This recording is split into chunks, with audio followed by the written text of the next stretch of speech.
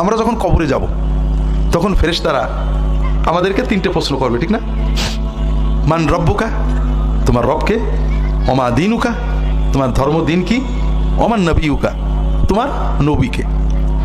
যারা উত্তর দিতে পারবে না তারা বলবে কি, হা হা লা আদ্রি সামায়াতুন নাস তাকুলু শাইয়ান ফাকুলতু, হায় হায় আমি তো জানি না লোকেরা যে কি বলতো, লোকেরা কিছু একটা বলতো, আমি শুনতাম, শুনে শুনে বলতাম, এখন তো মনে পড়ছে না এটা কি ছিল, শোনাউল্লাহ না পড়াউল্লাহ?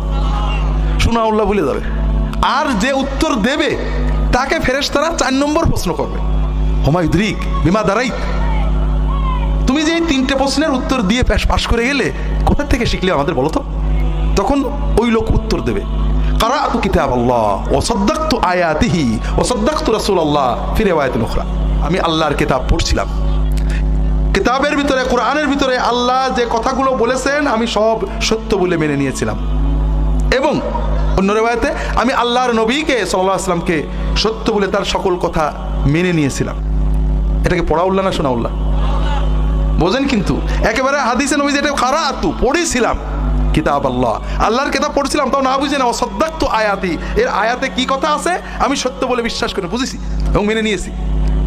কাজেই শোনাউল্লাহ হইলে পাশ করা সহজ হবে না, একটু পড়াউল্লাহ হইতে হবে। কথা কি বুঝতে পেরেছেন?